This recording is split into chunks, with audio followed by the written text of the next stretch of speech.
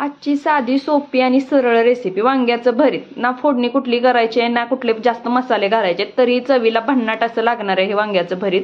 एक वेळ नक्की बनवायचं आहे आणि मला कमेंटमध्ये सांगायचं आहे कसं झालंय. चला मग रेसिपीला सुरुवात करूया. दिसतंय का नाही भारी? चला तुम्ही पण बनवा आता. मग त्यासाठी काय केलंय, एक वांग घेतलंय. असं मोठ्या साईजचं वांग घ्यायचं म्हणजे घरातल्या सगळ्यांना पुरतंय. आता हे वांगी बाजारात जास्त प्रमाणात यायला लागले तर म्हणलं चला बनवून बघूयात. मी याच्या आधी कधी हे वांग्याचं भरीत केलं नव्हतं, म्हणलं चला एकदा ट्राय तर करूयात म्हणून ही रेसिपी तुमच्यासोबत शेअर करते. आता वांग स्वच्छ धुवून घेतलं की त्याला पुसून घेतलं की त्याला चाकून असं कट करून घेतलंय.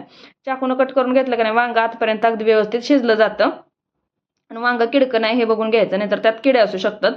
आता हे वांग कट करून झालं ना की आपल्याला त्याच्यामध्ये जे लसणाच्या पाकळ्या सोलून घेतलेल्या आहेत ना त्या घालून घ्यायच्या. तुम्हाला आवडत नसतील तर स्किप केला तरीही चालतील, पण एक वेळ ना मी सांगेन नक्की घालून बघा. चवीला एक नंबर होतं असं भरीत. मी कायम याच पद्धतीने बनवत आले. आणि हे पाकळ्या लसणाच्या अगदी व्यवस्थित अशा भाजल्या जातात म्हणून त्या अगदी व्यवस्थित घट्ट अशा बसवून घ्यायच्या त्याच्यामध्ये. आणि आपण इथं 7 ते 8 पाकळ्यांचा वापर केलाय. आपण ह्याच्यामध्ये कच्चाच कांदा टोमॅटो घालणार आहे. काही ठिकाणी परतूनही घातला जातो, पण मला मोस्टली कच्चा कांदा आणि टोमॅटो भरतामध्ये आवडतं त्यामुळे मी कच्चाच घालणार आहे. आता या वांग्याला आपण तेल लावून घेऊयात. तेल हे अगदी व्यवस्थित लावून घ्यायचं म्हणजे आपण ज्यावेळी वांग भाजतो ना त्याची साल पटकन सहजरित्या निघू शकते, म्हणून याला तेल लावून घेतलं. आता तुम्ही गावाकडे बनवत असाल तर चुलीवरती भाजलं ना तर एक नंबर. आता माझ्याकडे काही चूल नाही त्याच्यामुळे मी गॅसवरतीच भाजलंय. आणि इथं 3 कांदे घेतलेत, 1 टोमॅटो घेतले. तुमच्याकडे एकच मोठा कांदा असला एकच चिरा.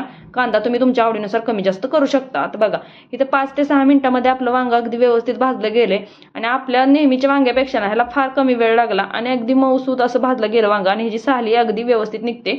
शक्यतो गार झाल्यावरती साल काढा आणि चमच्यानं व्यवस्थित मिक्स करून घेतलं. त्यात कांदा टोमॅटो कोथिंबीर आपली चटणी मीठ आणि थोडंसं तेल घालून घेतलं आणि मिक्स केलं. तयार झालंय आपलं वांग्याचं भरीत.